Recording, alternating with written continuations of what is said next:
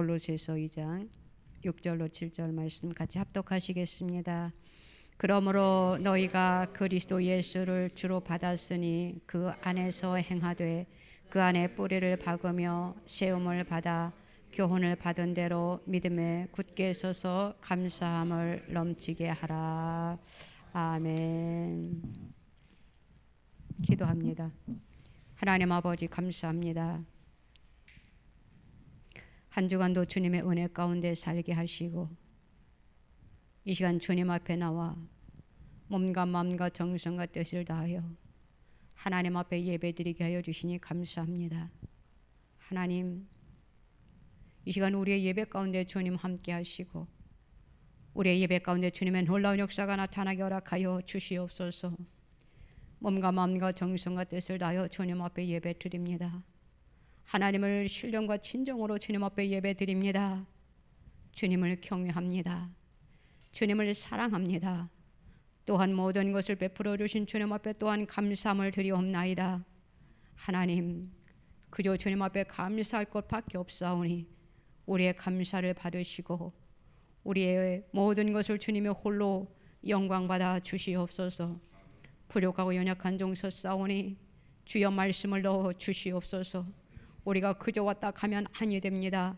살아계셔서 역사하시는 주님을 만나고 돌아가는 이 한 시간 되게 하사 말씀 속에 주님의 놀라운 역사가 나타나게 허락하여 주시옵소서. 예수님 세상에 계실 때 행하셨던 것처럼 그 능력이 이 시간 나타나게 하여 주실 줄로 믿습니다. 말씀을 듣다 변화받는 역사가 나타나게 하시고 말씀을 듣다 우리의 모든 문제가 해결받는 역사가 나타나게 하시고 말씀 가운데 주여 이 시간 응답받는 이 한 시간 되게 하여 주시옵소서. 모든 것을 주님 앞에 맡기오니 주님 홀로 영광받아 주시옵소서. 심령들을 터치하여 주실 줄로 믿습니다. 감사합니다. 예수님의 이름으로 기도드리옵나이다. 아멘. 넘치는 감사 생활이라는 제목으로 저와 여러분들이 오늘 은혜를 나누고자 합니다. 사람들이 살아가면서 우리의 삶 속에 어떤 사람들은 감사의 삶을 사는 사람이 있고요. 어떤 사람들은 항상 불평만 하며 사는 사람들이 있는 것을 보게 돼요. 저와 여러분들은 지금 어떠한 자세로 어떠한 삶을 살아가고 있는지 우리 자신을 지금 이 시간 돌아보시기를 바랍니다. 그래서 오늘 사도 바울이 골로새서 2장 6절로 7절 말씀에 우리들을 향하여 이렇게 말씀하고 계시는 거예요. 그러므로 너희가 그리스도 예수를 주로 받았으니 그 안에서 행하되 그 안에 뿌리를 박으며 세움을 받아 교훈을 받은 대로 믿음에 굳게 서서 감사함을 넘치게 하라라고 저와 여러분들에게 또한 하나님을 믿는 하나님의 백성들에게 권면의 말씀을 전해주고 있는 것입니다. 이 말씀을 보면은 바울이 우리들에게 어떠한 신앙 자세를 갖추라고 했냐 하면은 우리가 신앙의 뿌리를 내리라고 말씀하셨어요. 그리고 그 신앙의 뿌리를 잘 내리고 그 믿음이 잘 성장하고 또 우리가 그 안에서 하나님의 말씀이지요. 하나님의 말씀 위에 우리가 바로 세움을 입고 또한 믿음의 역사를 통해서 우리의 삶 속에 날마다 감사가 넘치게 하는 삶을 살아라라고 우리들에게 권면해주고 있는 그러한 말씀입니다. 우리가 믿음에 굳게 서서 감사함을 넘치는 그러한 삶을 우리가 살아야 된다라는 것이에요. 그래서 오늘 사도 바울이 우리 이 오늘 말씀의 골로새 교회 성도들에게 또한 저와 여러분들에게 지금 말씀하고 계시는 것입니다. 그러면은 우리가 그 감사의 삶을 살려면은 우리가 어떻게 해야 되느냐?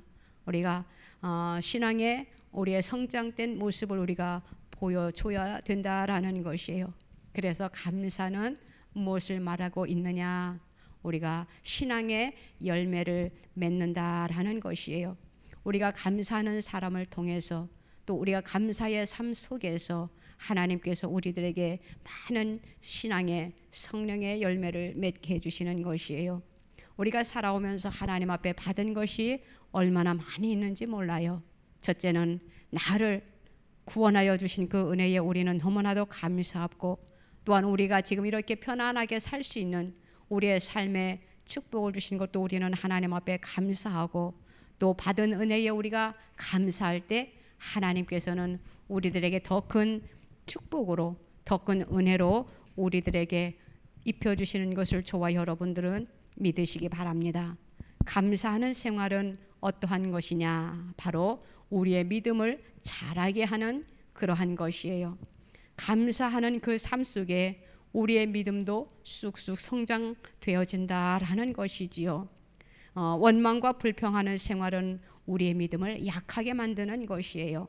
그렇기 때문에 우리가 평안하게, 또한 감사하게, 또한 기쁨으로 항상 그러한 삶을 살기 위해서는 우리가 바로 믿음에 굳게 선 그러한 자들이 다 되어야 된다라는 것입니다.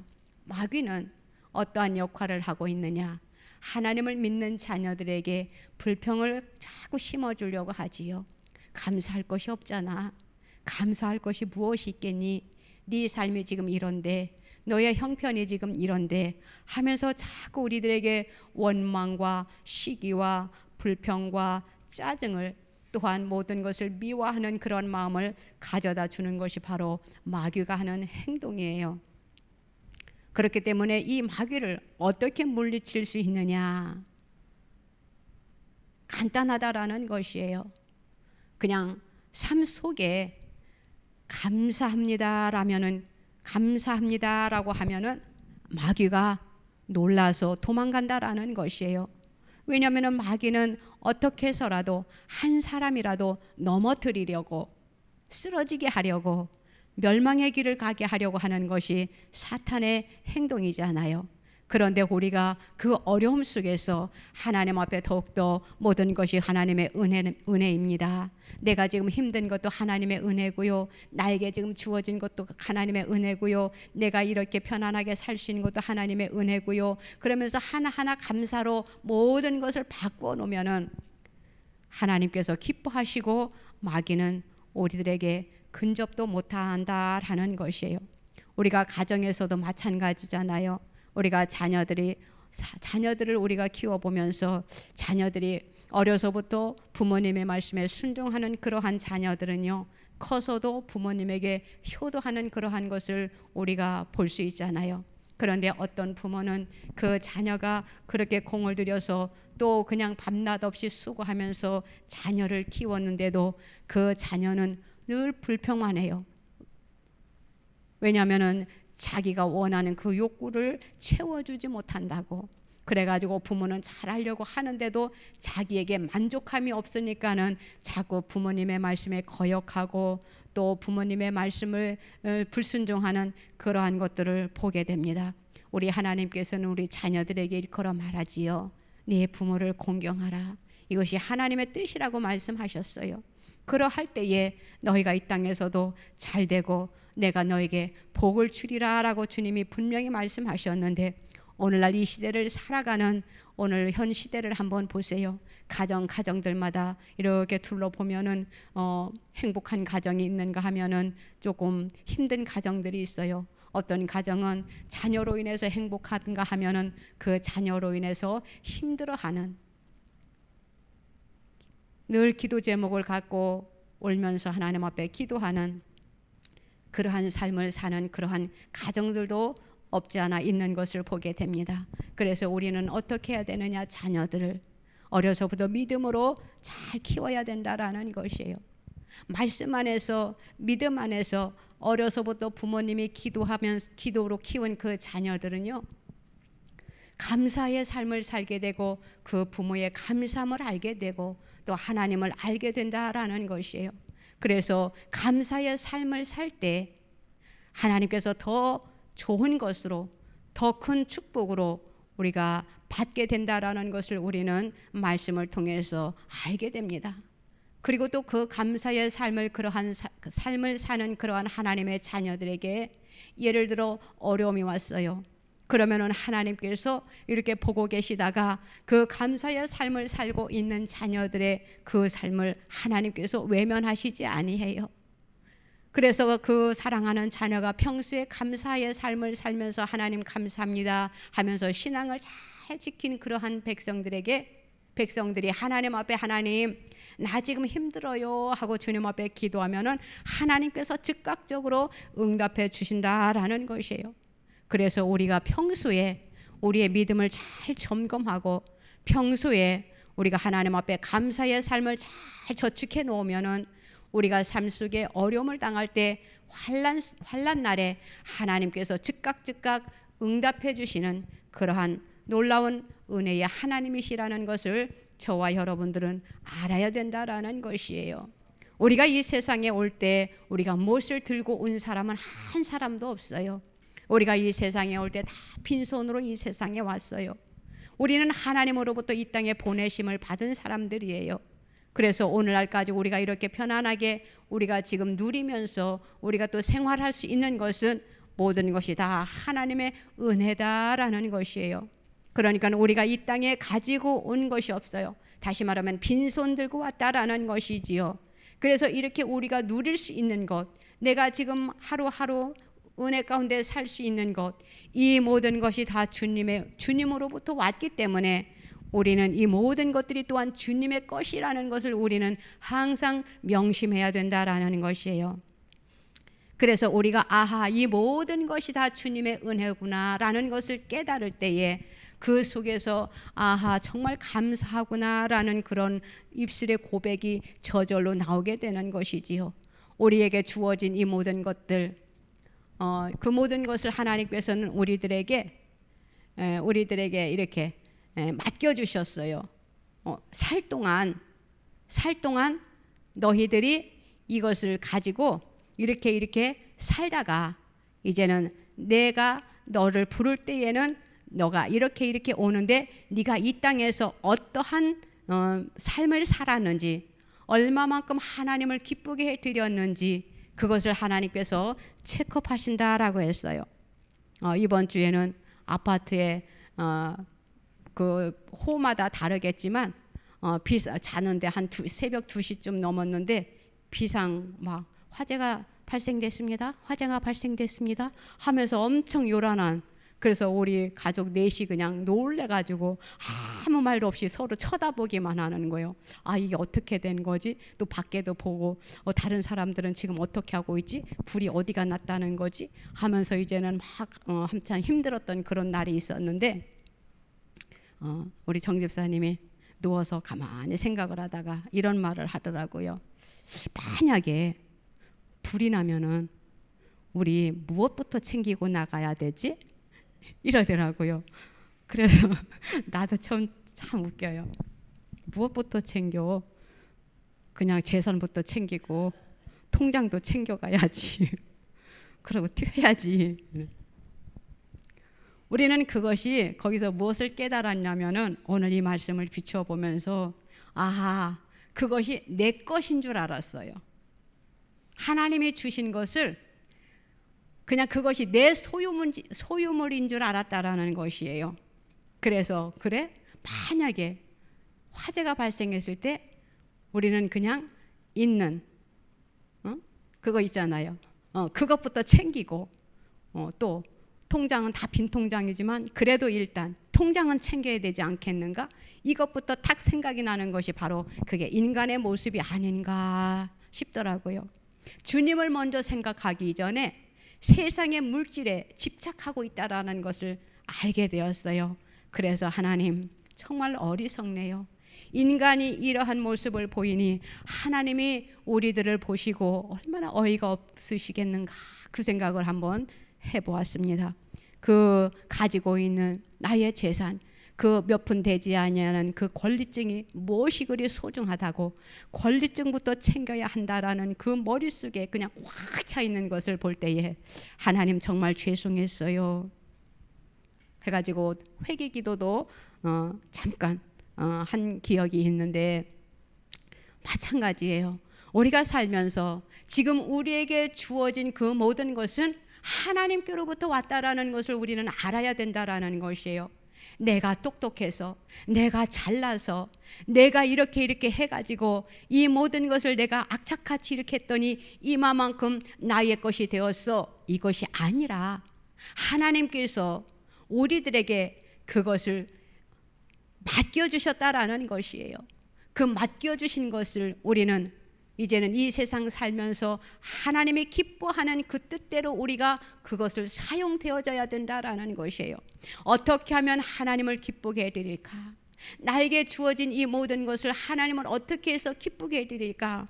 하나님을 어떻게 하면 영화롭게 해드릴까? 어떻게 하면 하나님이 기뻐하시는 것일까? 우리는 그 생각을 하면서 우리는 살아야 된다라는 것이에요. 그런데 우리는 자꾸 생각하잖아요. 이것은 내 거야. 이것은 내 소유물이야. 그래서 이것을 빼앗기면 안 돼. 이것이 없어지면 안 돼. 날아가면 안 돼. 얼마나 우리가 노심초사하면서 우리가 살고 있냐라는 것이에요. 하나님을 믿는 저와 여러분들, 하나님을 믿는 자녀들은 우리가 이 땅의 것보다 우리가 먼저 하나님의 것을 먼저 추구하고 또 이 땅의 것보다 하늘의 것을 위해서 우리가 살아야 된다라는 것이에요. 그러면 우리가 하늘의 것을 먼저 생각한다라고 하면은 무엇을 먼저 생각할 수가 있습니까? 나를 구원하여 주신 하나님의 은혜에 먼저 감사하고 또 내가 믿음을 이만큼 지킬 수 있는 것에 대해서 우리가 감사해야 된다라는 것이에요. 위에 5절 말씀에 보면은 하반절쯤 보면은 그리스도를 믿는 너희의 믿음이 굳건한 것을 기쁘게 봄이라라고 이렇게 말해주고 있습니다. 바울이 이렇게 말해주고 있어요. 내가 너희의 믿음이 견고하고 굳게 잘 다져지는 일에 바울이 칭찬해주고 있는 그러한 말씀이에요. 그러면서 너희들은 계속 감사함을 넘치게 하는 그러한 삶을 살아라라고 말씀하고 있어요. 우리가 어떻게 넘치는 감사의 삶을 살 수 있을까? 우리는 하나님을 믿음으로 예수 그리스도로 말미암아 우리가 영혼이 구원받았다라는 것에 우리는 첫째 감사해야 된다라는 것이에요. 우리는 이미 죽었던 생명이에요. 죽었던 생명이라는 것은 무엇입니까? 지옥 백성이었다라는 것이에요. 멸망받은 우리들을 예수 그리스도를 이 땅에 보내주셨어요. 하나님께서.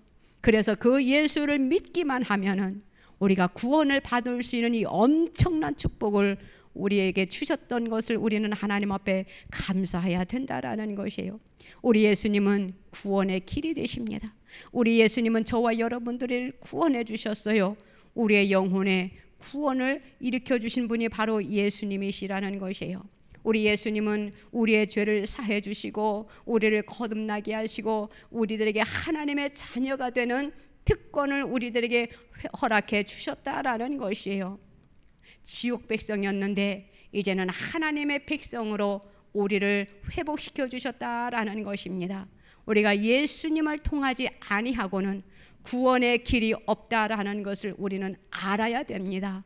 지금은 많은 사람들이 예수 아니어도 다른 종교에도 구원이 있다라고 말을 하는 거짓 그리스도인들, 거짓 종들이 너무나도 많이 있어요. 하나님은 얼마나 슬퍼하시는지 몰라요. 절대 예수 외에는 구원이 없다라는 것을 저와 여러분들은 믿으시기를 바랍니다. 다른 종교 아닙니다. 예수님 밖에 구원의 길이 없다라는 것을 믿어야만 된다라는 것이에요. 우리가 전도할 때에 자신 없는 사람들이 있어요. 왜냐하면 말빨이 딸려가지고 저쪽에서 상대방이 공격해 오면은 내가 어떻게 대응을 하지? 어떻게 하지? 그것은 바로 구원의 확신이 없어서 그렇다라는 것입니다. 베드로전서 1장 9절에 믿음의 결국 곧 영혼의 구원을 받음이라 라고 말씀했어요. 그리고 우리가 잘 아는 말씀이잖아요. 주 예수를 믿으라 그리하면 너와 내 집이 구원을 받으리라 라고 했어요. 주 예수를 믿으라 라고 말씀했어요. 이것은 예수밖에는 구원의 길이 없다라는 그러한 말씀입니다. 또 에베소서 2장 8절에도 보면은 너희는 그 은혜에 의하여 믿음으로 말미암아 구원을 받았으니 이것은 너희에게서 난 것이 아니요 하나님의 선물이다 라고 했어요. 믿음은요 하나님께서 주시는 선물이다라는 것이에요. 우리가 믿음으로 또한 구원을 받는다라는 것이에요. 믿음이 없이는 우리가 구원을 받을 수가 없어요. 믿음이 없는데 어떻게 하나님을 우리가 신뢰할 수가 있고 예수님이 나의 구세주라고 어떻게 우리가 고백할 수 있냐라는 것이에요. 우리는 예수 그리스도를 믿음으로 우리가 구원을 받은 것에 우리는 감사의 삶을 살아야 되고 감사의 생활을 우리가 해야 된다라는 것이지요. 또한 우리가 어떻게 감사를 해야 되느냐? 우리의 죄를 사해 주신 그 주님 앞에 또한 우리는 감사의 삶을 살아야 된다라는 것이에요. 시편 103편 3절로 4절 말씀에 보면은 그가 내 모든 죄악을 사하시며 내 모든 병을 고치시며 내 생명을 파멸해서 구속하시고 인자와 긍휼로 관을 씌우시며 라고 말씀해 주고 있습니다. 죄라는 것은 어떠한 것입니까? 우리의 정신적인 고통을 주어요. 내가 죄를 지으면 정신적인 고통이 얼마나 힘듭니까? 그리고 또 그 죄로 인해 가지고 육체적인 비극을 가져다 줄 수도 있어요. 이것은 바로 영혼의 형벌을 받게 된다라는 것이지요. 그런데 우리 하나님께서 저와 여러분들의 죄를 십자가를 지심으로 인해서 그 죄가 다 청산되었다라는 것이에요.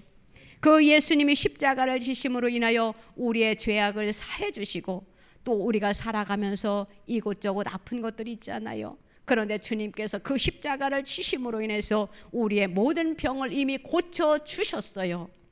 우리는 하나님 앞에 감사하는 삶을 살아야 된다라는 것이에요.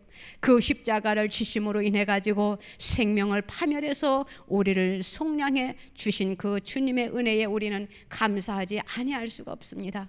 그래서 우리는 우리의 죄를 속량해 주셨기 때문에 우리는 믿음으로 영생을 얻게 되었다라는 것이에요. 그래서 영생을 얻은 하나님의 자녀들은 이후에 우리는 심판이 없다라는 것이에요. 우리가 이제는 이 세상을 떠날 때에 하나님 앞에 다 심판대 앞에 섭니다. 네가 이 세상에 살면서 네가 이렇게 살았으니까 너는 이쪽으로 가야 돼. 네가 이 세상에 살면서 이렇게 했으니까 너는 이제는 나와 함께 이렇게 천국에서 살아야 돼 하면서 하나님께서 이제는 우리를 심판하실 때가 있어요. 우리는 그 심판을 받지 않게 되었다라는 것이에요. 다시 말하면 요한복음 3장 17절 말씀에 이렇게 기록하고 있습니다.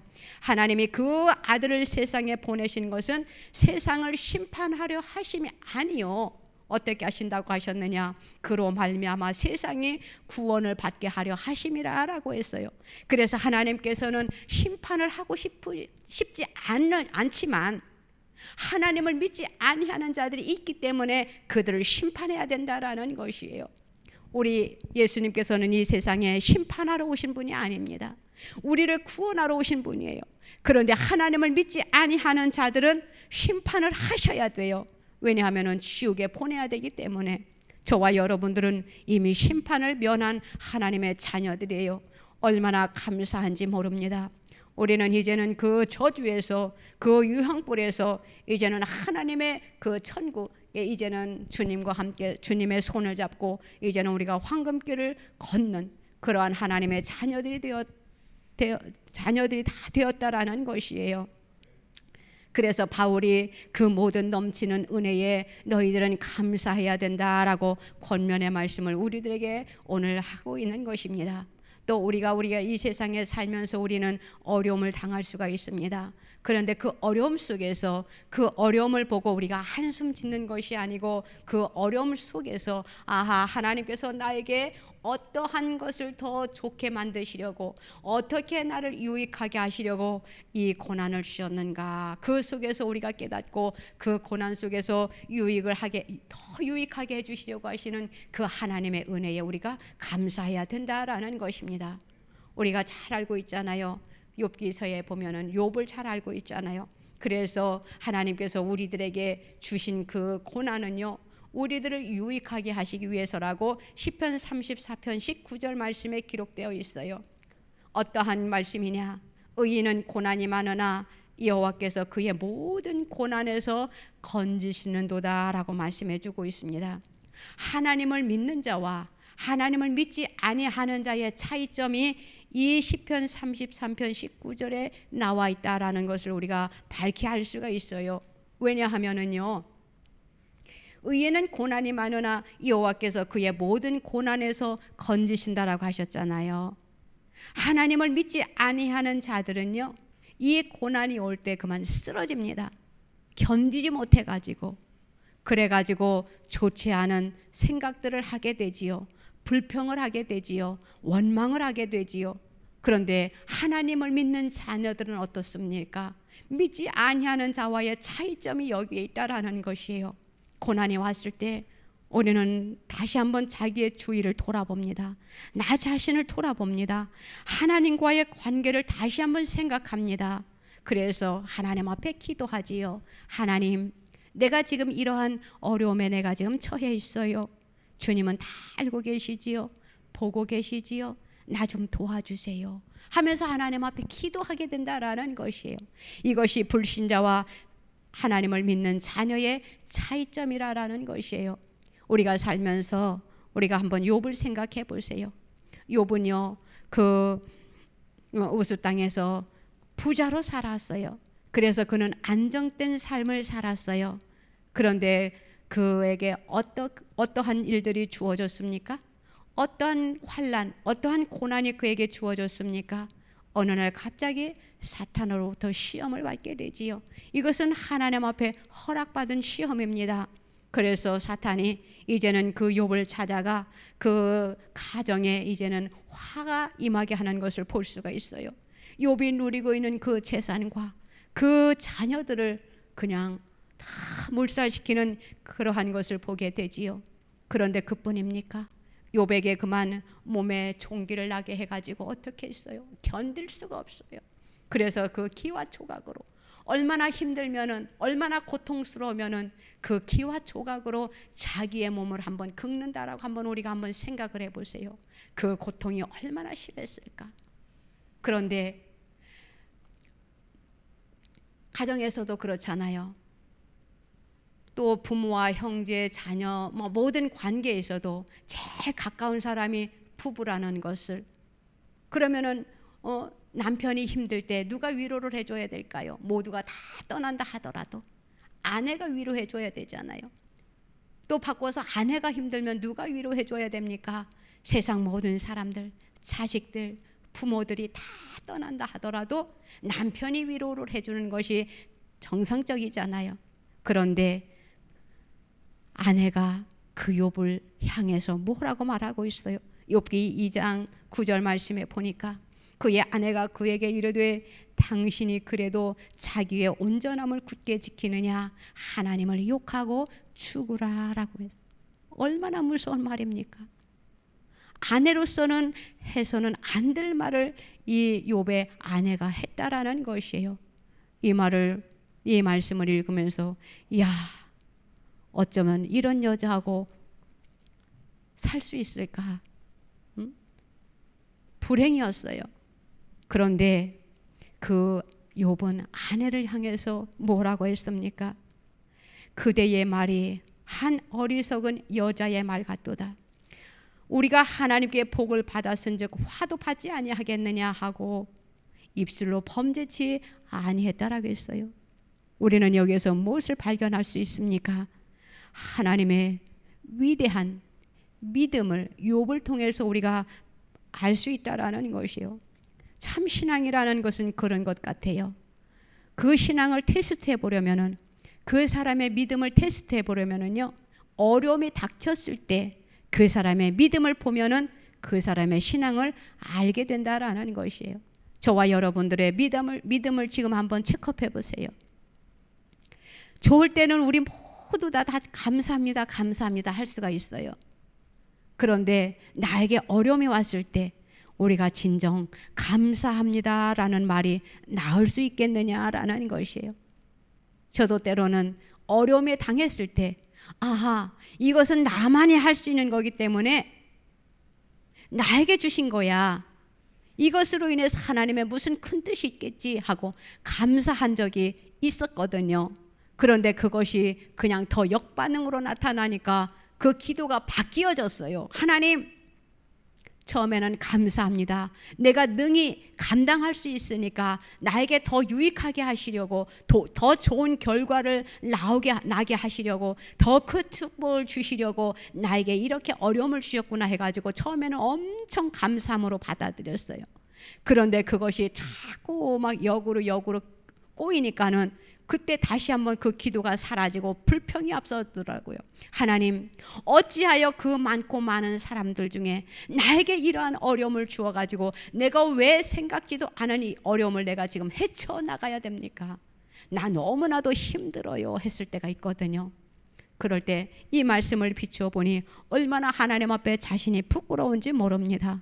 그래서 우리는요, 어려움을 앞에 놓으면은 그 사람의 믿음이 진짜인지 가짜인지, 진짜인지 거짓인지 우리가 알게 된다라는 것이에요. 저와 여러분들은요, 욥과 같은 그러한 믿음을 우리가 따라서 살아야 된다라는 것이에요. 욥과 같은 신앙이 되어야 된다라는 것이에요. 욥은요, 변질되지 않았어요. 모든 것이 위로부터 왔으니 이것도 위로부터 주님이 주시는 거야 하면서 그는 감사로 받아들였다라는 것이에요. 그 후에 하나님께서는 그 욥의 믿음을 보시고 칭찬하시고 배의 축복을 주셨던 것을 우리는 욥기서를 통해서 우리는 너무나도 잘 알고 있습니다. 저는 생각합니다. 고난이라는 것은 하나님께서 더 좋은 결과를 가져오게 하는 그러한 과정이다라는 것을 우리가 한 해 한 해 이렇게 살아오면서 또 어려움 속에서 우리가 깨닫게 되는 것이잖아요. 그런 것 같아요. 고난 뒤에는 축복이 있더라고요. 고난 뒤에는 반드시 축복이 있다라는 것을 믿어야 돼요. 그런데 고난이 왔어? 그러면은 나에게 축복이야? 이것이 아니고 그 고난을 통해서 하나님의 축복을 주시는데 그 축복을 누구에게 주시느냐? 기도하는 자에게 주신다라는 것이에요. 그러니까는 고난 뒤에 축복이 있다라는 것을 우리는 잘 생각해야 돼요. 아, 고난이 왔으니까 이제 축복이야. 그래, 기다리자. 이게 아니고 고난이 왔을 때 하나님을 의지하고 맡기고 하나님 나 좀 도와주세요 하고 하나님을 신뢰할 때, 하나님을 믿을 때에 하나님은 능히 이 문제를 해결해 주실 거야 라는 하나님을 전폭적으로 믿고 의지하고 신뢰하는 그 자에게, 그런 성도에게 복을 주신다라는 것이에요. 그러니까 우리는 고난이 왔으니까 나 축복 주시려고 하는 건가 보다 이렇게 생각하지 말고 그 고난 속에서 하나님의 뜻을 우리가 발견해야 된다라는 것이에요. 이 고난으로 인해서 내가 내 주위를 돌아보고 내가 하나님과의 그 관계를 한번 생각해보고 잘못된 것이 있으면 시정하고 고쳐야 된다라는 것이에요. 그것이 진리라는 것이에요. 그래서 그것을 바로 깨닫고 하나님 내가 잘못했어요 하고 두 손 들 때에 하나님 내가 잘못했으니까 이 고난을 통하여 이제는 나의 믿음을 체크했으니까 나에게 더 큰 신앙의 성숙된 자가 되게 해주세요 라고 할 때 하나님께서 그때 그래 합격이다 라고 하시고 축복을 해주신다라는 것을 우리는 다른 것과 착각해서는 안 된다라는 것이에요. 어떤 사람은 말합니다. 지금 고난이 왔어? 괜찮아. 더 큰 축복으로 하나님께서 채워주실 거야. 이렇게 말로만 해요.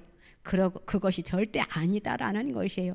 우리의 자신을 돌아보고 우리의 삶을 다시 한번 돌아보고 또 깨닫고 내가 잘못한 것이 있으면 아하, 하나님께서 나에게 더 큰 은혜를 입히려고 나의 신앙을 더 성숙되게 하려고 이렇게 하나님께서 주셨구나 라고 우리가 다시 한번 성숙된 단계에 올라서게 하게 하려고 하는 것이니까 우리의 믿음을 다시 한번 점검해야 된다라는 것이에요.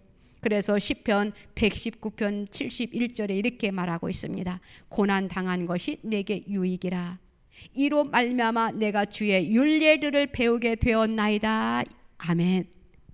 이것을 우리가 깨달아야 된다라는 것이에요.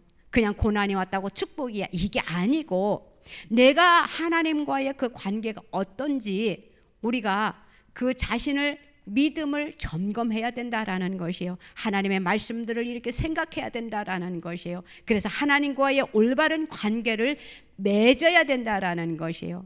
깨달아야 된다라는 것이에요. 그러할 때 하나님께서 복을 주신다라는 것을 우리는 알아야 되는 것입니다. 또한 우리가 잘 알고 있는 다윗, 욥도 그렇지요. 다윗도 마찬가지예요. 다윗이 얼마나 많은 고난이 있었습니까? 우리가 시편을 통해서 우리가 그 다윗이 얼마나 수많은 고난 속에 있었던지를 우리는 너무나도 잘 알고 있어요. 그 시편에 보면은 줄줄이 다 다윗이 쓴 시편이 너무나 많잖아요. 그 어려움 속에 하나님을 바라보고 하나님을 신뢰하고 하나님을 붙잡는 그러한 것을 그 시편에 다 기록되어 있는 것을 보게 됩니다. 그 시편이 바로 우리는 기도문이에요. 어떤 사람들한테 기도하세요 하면 기도할 줄 몰라요. 걱정하지 마세요. 시편을 붙잡으세요. 시편을 줄줄줄줄 읽으세요. 그러면은 그 시편이 바로 기도예요. 우리의 삶과 똑같잖아요. 그 시편을 읽다 보면은 아, 정말 이 사람도 이렇게 살았네. 지금 내 환경이 지금 이런데 이렇게 하게 되잖아요. 그래서 시편은 기도문이라고도 할 수가 있어요. 그렇기 때문에 우리는 기도 못한다고 하지 말고 기도 못하면은 그 시편을 계속 읽으세요. 시편 1편 1절부터 복 있는 사람은 악인의 죄를 쫓지 아니요. 쭉 읽으세요. 150편까지. 그러면은 그 기도 속에 하나님께서 기도의 영을 부어주실 줄로 믿습니다. 그 고난을 받고 있는 그 다윗도요. 하나님 앞에 이렇게 하나님 앞에 호소했던 것을 볼 수가 있어요. 시편 42편 5절입니다. 내 영혼아 내가 어찌하여 낙심하며 어찌하여 내 속에서 불안해하는가. 너는 하나님께 소망을 두라. 그가 나타나 도우심으로 말미암아 내가 여전히 찬송하리로다 라고 했어요. 그래서 이제는 자기가 너무너무 힘들으니까 이제는 하나님 나 너무 힘들어요 막 하다가 자기 영혼을 이제는 위해서 자기 영혼을 달래는 그러한 기도의 장면이거든요. 그래서 이제는 그 자기의 영혼이 내 영혼아 내 영혼아 내가 어찌하여 지금 낙심하고 어찌하여 내 속에서 불안해하느냐. 너는 그 소망을 하나님께 두라. 그러면서 하나님 앞에 기도했던 것을 볼 수가 있습니다. 그랬더니 하나님께서 다윗에게 승리할 수 있는 은혜를 입혀 주셨어요. 고린도후서 1장 5절 말씀입니다. 그리스도의 고난이 우리에게 넘친 것 같이 우리가 받는 위로도 그리스도로 말미암아 넘치는도다라고 했어요. 우리는 이 말씀을 우리는 아멘으로 받아야 됩니다. 그리스도의 고난이 우리에게 넘친 것 같이 하나님께서 저와 여러분들을 위로하는 놀라운 은혜가 임한다라는 것이에요. 고난 중에 있을 때 우리는 감사하는 넘치는 감사의 삶을 살으라고 주님이 우리들에게 위로해 주시는 그러한 말씀입니다. 우리가 힘들면은 우리가 기도하잖아요. 이것은 바로 하나님의 은혜라는 것이에요. 하나님이 우리에게 주시는 넘치는 은혜라는 것이에요. 믿지 아니하는 자들이 시험이 올 때 어려움이 올 때 무슨 기도를 합니까? 그런데 하나님을 믿는 저와 여러분들은 어려움이 오면 하나님 앞에 기도하게 되잖아요. 기도하면은 하나님께서 우리들에게 응답해 주시잖아요. 우리가 기도하면서 응답받은 것들이 얼마나 많이 있습니까?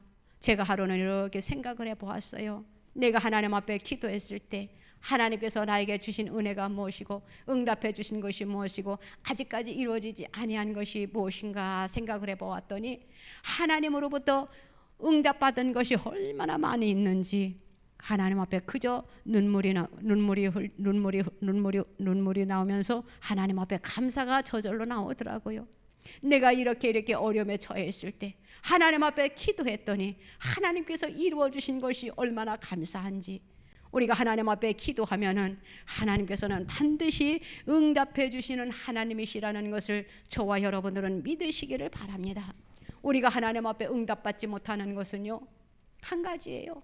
기도하지 않기 때문이에요. 기도하면은 하나님께서 반드시 응답이 있다라는 것을 우리는 믿으시기를 바랍니다. 이스라엘 백성들이 있잖아요. 광야 생활을 하면서 어떠한 일들이 있었습니까? 하나님께서 그들에게 매일 일용할 양식을 주셨어요. 그런데 그들은 욕심이 생겨가지고 더 많이 하나님께서 하늘에서 만나를 내려주시는데 욕심이 난 거예요.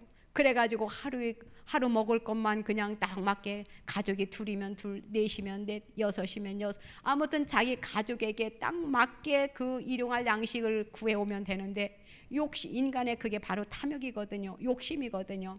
더 가지고 왔어요. 그 다음 날 보면 어떻게 됐습니까? 부패되었잖아요. 먹을 수가 없었잖아요. 우리 하나님께서는 우리에게 욕심을 버리라라고 합니다.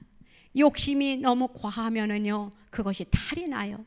하나님은 그것을 기뻐하지 아니합니다. 그래서 그 광야 생활, 그 이스라엘 백성들이 그 삶을 통해서 우리가 얼마나 많은 교훈을 받고 있냐라는 것이에요. 우리가 살면서 많은 사람들이 염려를 합니다. 나이는 자꾸 먹어가는데 저축해 놓은 것은 없고 무엇은 없고 나의 가진 소유물은 별로 없고 내 몸은 자꾸 늙어 쇠해지고 나는 노년에 어떻게 하면 더 좋지? 어떻게 해야 될까? 가면서 이제는 막 몸부림을 치는 그러한 사람들을 주위에서 봅니다. 그런데 하나님께서 답을 말씀을 해주셨어요. 그 답이 어디 있느냐 하면은 빌립보서 4장 6절로 7절 말씀입니다. 이 말씀을 제가 가만히 생각을 해보니까 하나님께서 우리 모든 하나님을 믿는 자녀들에게 다 주시는 말씀이더라고요. 이것은 누구에게만 준 것이 아니에요. 이것을 제가 어디서 알게 됐냐면은, 이렇게 사람들을 위해서 막 기도를 하다 보면은 이제 막 예언 기도를 해주잖아요. 그러면은 막 기도를 하다 보면 이 사람이 지금 막 힘들어요. 환경이 힘들고 삶이 힘들어요. 그러면은 하나님께서 이 빌립보서 4장 6절로 7절 말씀을 이렇게 다 주시더라고요. 누구에게만 딱 주는 것이 아니고요. 그 심령 속에 들어가 가지고 힘들어하는 그 사람들에게 다 주시더라고요. 그런데 이 말씀을 하나님을 믿는 자녀들에게 이 말씀이 다 적용돼요. 아니, 이 성경 66권 절수로는 1189절이거든요. 그런데 이 말씀이 모든 사람들에게 다 적용되는 말씀이에요. 그런데 특별히 지금 살면서 힘들어하는 사람들, 이런 사람들을 위해서 기도하면은요, 이 말씀을 다 주시더라고요. 그래서 이 예언 기도가 다 나가는 것을 보면서 정말 하나님의 은혜구나, 하나님께서 넉넉함으로 채워주시는 하나님의 놀라운 은총이구나라는 것을 깨닫게 된다라는 것이에요. 빌립보서 4장 6절로 7절 우리가 너무나도 잘 아는 말씀이잖아요. 다 외울 거예요. 암송하고 있을 거예요. 아무것도 염려하지 말고 다만 모든 일에 기도와 간구로 너희 구할 것을 감사함으로 하나님께 아뢰라. 그리하면 모든 지각에 뛰어난 하나님의 평강이 그리스도 예수 안에서 너희 마음과 생각을 지키시리라. 아멘. 하나님께서 우리가 세상을 살아갈 때에 아무것도 염려하지 말래요. 그저 우리는 기도만 하래요. 그러면 하나님께서 우리가 구할 것이 무엇인지, 필요한 것이 무엇인지 알고 계시기 때문에 그것을 그냥 감사합니다. 하나님, 나 지금 이래요, 아시지요? 하면서 하나님 앞에 감사함으로 기도하래요. 그러면은 하나님께서 우리의 마음과 생각을 다 알고 계시기 때문에 모든 것을 채워주신다라는 것이에요. 그러니까 우리가 살면서 나 가진 것이 없는데 나 어떡하지? 노년을 어떻게 보내지? 염려하지 말고 하나님만 기쁘게 해드리라라는 것이에요. 하나님의 마음에 딱 합격만 하면 된다라는 것이에요.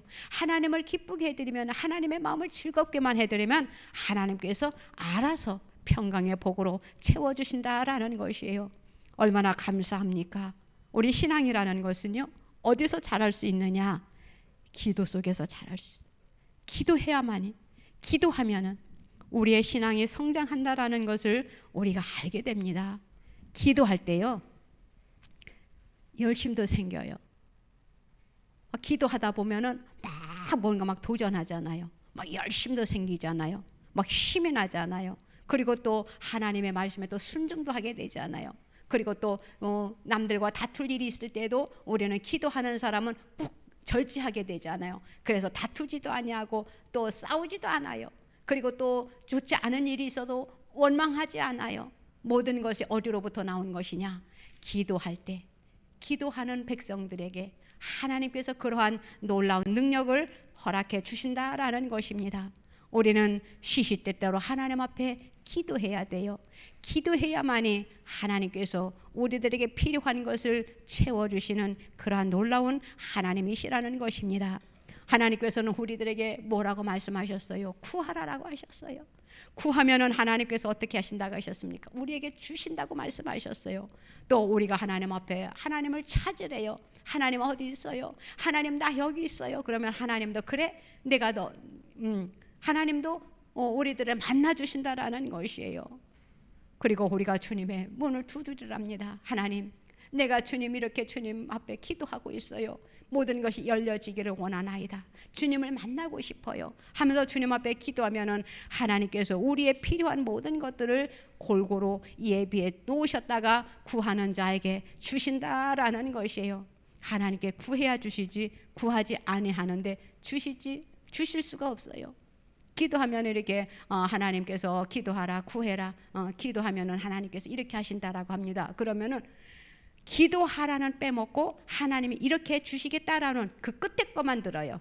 이렇게 기도해 주다 보면은 그러면서 왜 주신다고 했는데 왜 아직까지 하나님이 나 이거 주시지 않아요? 이렇게 하는 사람이 있어요.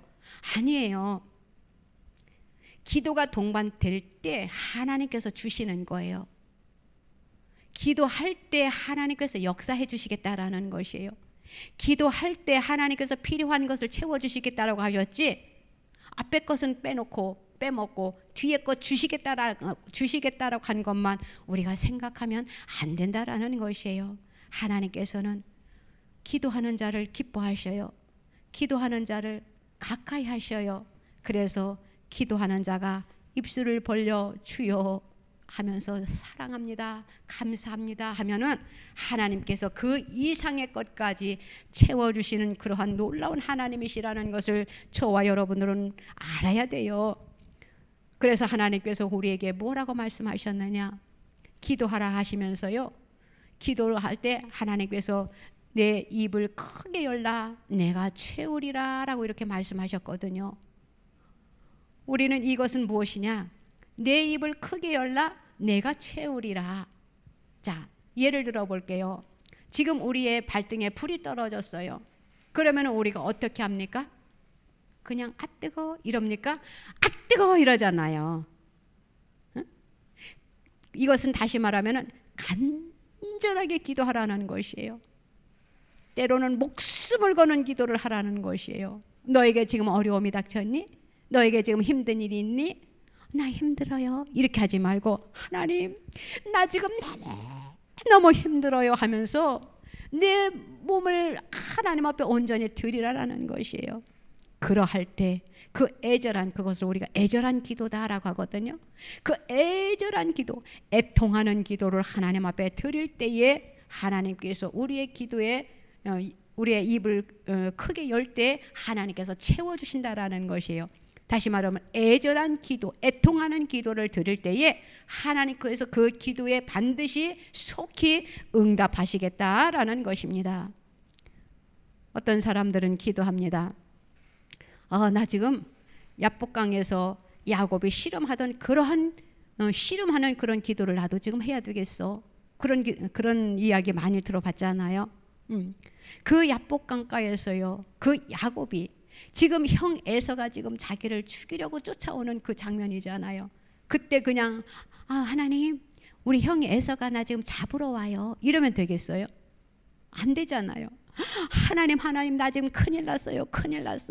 나 좀 도와주세요. 우리 형이 지금 나를 잡으러 와요. 나 형에게 잡히면은요 나 죽어요 하면서 그냥 막 목숨을 거는 그런 기도.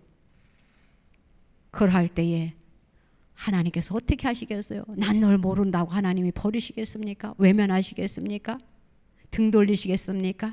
아니에요. 응답해 주시는 하나님이시라는 것이에요. 사랑하는 성도 여러분, 우리 하나님의 저와 여러분들을, 하나님을 믿는 백성들을, 하나님을 믿지 아니하는 자들도 하나님이 사랑하시는데 왜 사랑하시는 줄 아세요? 주님께로 돌아오기를 원해서.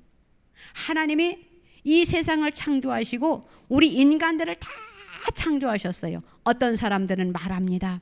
하나님은 하나님을 믿는 자녀들만 사랑해.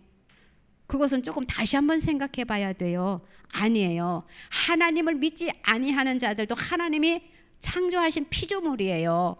그래서 그들도 사랑하셔요. 왜 사랑하시는 줄 아세요? 그들이 주께 돌아오기를 기다리고 계시기 때문에요. 왜요? 하나님의 창조한 피조물이기 때문에. 그런데 하나님을 그들이 거역하고 하나님을 불순종해서 그러는 거예요.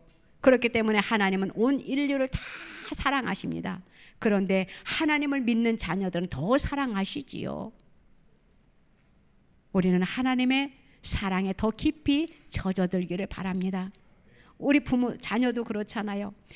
자녀가 부모에게 더 가까이 다가오면은 그 자녀를 더 사랑하잖아요. 멀리 가려고 하는 자녀를 어떻게 더 많이 사랑할 수가 있습니까? 마찬가지예요. 우리 하나님도 주님의 품으로 더 가까이 가는 자들을 더 사랑하셔요. 멀리 가는 사람을 하나님은 더 많이 사랑할 수가 없다라는 것이에요. 똑같은 원리입니다. 우리는 하나님의 사랑을 더 받기 위해서는 하나님 앞에 더 가까이 나아가야 되겠지요. 더 가까이 나아간다라는 것은 기도하는 생활이에요. 믿음을 지키는 생활이에요. 저와 여러분들은 우리 하나님께서 저와 여러분들을 사랑하시기 때문에 예수님을 이 세상에 보내주셨고 그 예수님으로 인해서 저와 여러분들이 구원을 받았고 또한 우리가 죄의 사유함을 얻었고 우리는 영생을 얻었고 또 우리는 심판에 이르지 아니하는 그러한 축복을 받았어요. 그러다 보니까 우리가 세상에 살면서 고난이 당했어요. 그러면 하나님께서 즉각적으로 응답하시고 즉각적으로 하나님께서 해결해 주시는 그 은총을 저와 여러분들은 받았습니다. 하나님 앞에 얼마나 감사합니까? 우리는 그 모든 것을 생각하면서 하나님 그렇네요. 정말 그렇군요. 정말 감사합니다 하면서 우리의 삶 속에 날마다 감사가 넘치는 삶을 사는 저와 여러분들이 다 되시기를 주님의 이름으로 부탁드립니다. 기도드립니다. 하나님 아버지 감사합니다. 정말로 모든 것이 다 주님께로부터 왔고요. 모든 것이 주님의 은혜로 우리가 오늘날 여기까지 온 것을 알면서도 우리가 때로는 감사했고 때로는 하나님 앞에 불평도 했어요. 주님 용서하여 주시옵소서. 우리에게 더 큰 믿음을 허락하여 주시고 더 주님을 신뢰하게 허락하여 주셔서 나를 구원하여 주신 그 주님 앞에 하나님 더욱더 하나님을 기쁘게 드리는 우리의 삶이 되게 하여 주시옵소서. 예수 그리스도를 믿음으로 말미암아 우리가 구원과 죄 사유함과 우리가 영생을 얻어서 올해는 심판을 받지 않게 된 것에 얼마나 우리가 감사한지요. 하나님 우리의 삶 속에 우리가 어려움이 있을 때에 하나님께서는 우리의 그 어려움을 즉각적으로 주님 해결하시고 우리의 기도에 응답하시는 그러한 놀라운 하나님의 은혜의 그 섭리에 우리가 다시 한번 감사하면서 우리의 삶 속에 날마다 주님을 기쁘게 해드리는 날마다 주님과 교제하는 그러한 삶을 사는 하나님의 백성들이 다 되게 하여 주시옵소서. 날마다 믿음으로 승리하는 자들이 다 되게 하여 주실 줄로 믿습니다. 주님 홀로 영광받아 주시옵소서. 감사드리며 예수님의 이름으로 기도드리옵나이다. 아멘.